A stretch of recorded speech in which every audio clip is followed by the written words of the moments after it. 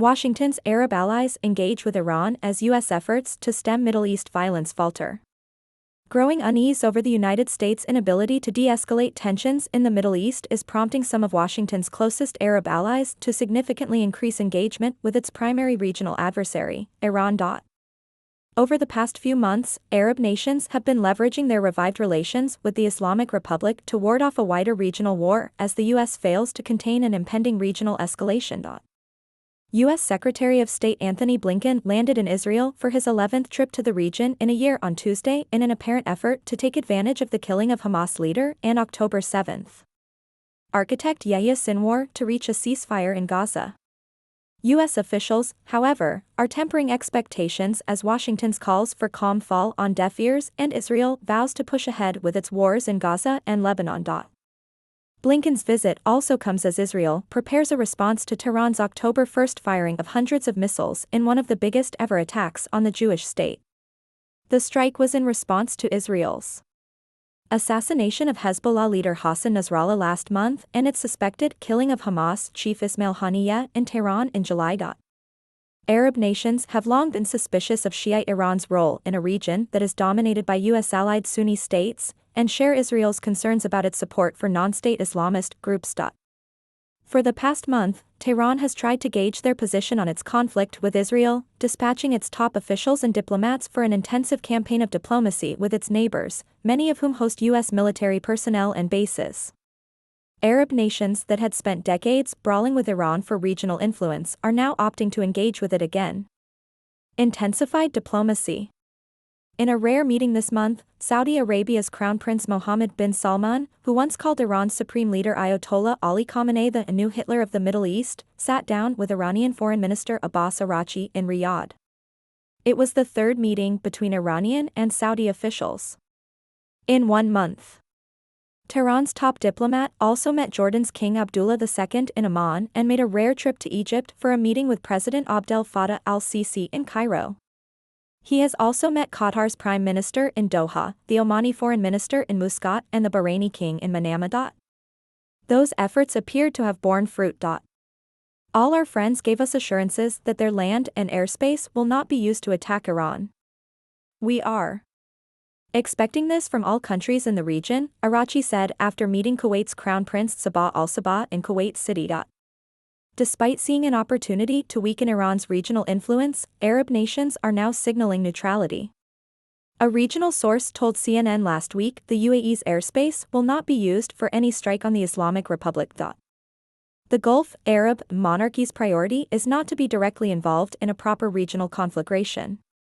They fear they would be targeted and would end up being directly hit in the crossfire, said Cinzia Bianco, a visiting fellow at the European Council on Foreign Relations. They think the best way to avoid such a scenario is to make themselves very useful interlocutors for both sides and especially Iran, which is the most likely party to attempt hitting them. Israel's actions in Lebanon and Gaza have significantly degraded Hezbollah and Hamas, groups that some Arab states and their media outlets have described as terrorists. While some Gulf Arab states may privately welcome the development, experts say they are very concerned about the potential of significant escalation in regional violence should Israel not be contained. In the immediate sense, Gulf states are not unhappy to see Hezbollah weakened and decapitated, but given how reckless Israel has been and how unclear its strategic goals are in the war, there are broader concerns about how their immediate neighborhood might end up looking once the bulk of the war is over. Hassan al-Hazen, senior fellow for Middle East policy at the International Institute for Strategic Studies in Bahrain, told CNN. The Biden administration's year-long effort to mediate a ceasefire deal in Gaza and contain the violence in Lebanon has failed. The U.S. has also struggled to convince Israeli Prime Minister Benjamin Netanyahu to de-escalate. A critical juncture. Gulf Arab states like Saudi Arabia and the United Arab Emirates, UAE, two of the world's top oil producers, have in recent years steered their foreign policies away from conflict to serve their economic interests, which has seen them repair ties with former adversaries like Iran. But they fear that an uncontained regional war could throw a wrench into their economic ambitions. At this critical juncture, the UAE believes a robust and effective American role is extremely necessary, Anwar Gargash, diplomatic advisor to the UAE president, told CNN this month. We need a ceasefire in Lebanon and Gaza as soon as possible. Gulf Arab nations that have come under attack several times from Iran-allied groups have grown skeptical of the U.S. willingness to protect them if Iran strikes. Saudi Arabia's oil facilities were hit in 2019 in an attack Washington blamed on Tehran, and the Iran-backed Houthi group in Yemen struck Abu Dhabi in 2022. The U.S. did not intervene. The UAE was disappointed by President Joe Biden's de-designation of the Houthis as a terrorist organization soon after he took office, and the U.S. failure to redesignate it in the wake of the Abu Dhabi attacks. The U.S. only reinstated the terror designation this year after groups started attacking shipping in the Red Sea to punish Israel after October 7. The sentiment in the Gulf has certainly shifted, Bianco said, adding that the Gulf monarchies have lost faith in their primary security guarantor, the United States. The shift in sentiment is the result of what Gulf states see as a years-long effort by the U.S. to step back from the Middle East as it moves its focus to China. Still, regional states rely heavily on their military relationship with the U.S.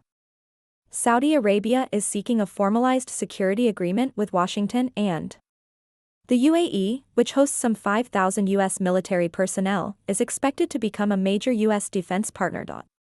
Just a week before Hamas' October 7 attack last year, U.S. National Security Advisor Jake Sullivan said in a discussion at the Atlantic Festival in Washington, D.C., that the Middle East is quieter today than it has been in 2 decades.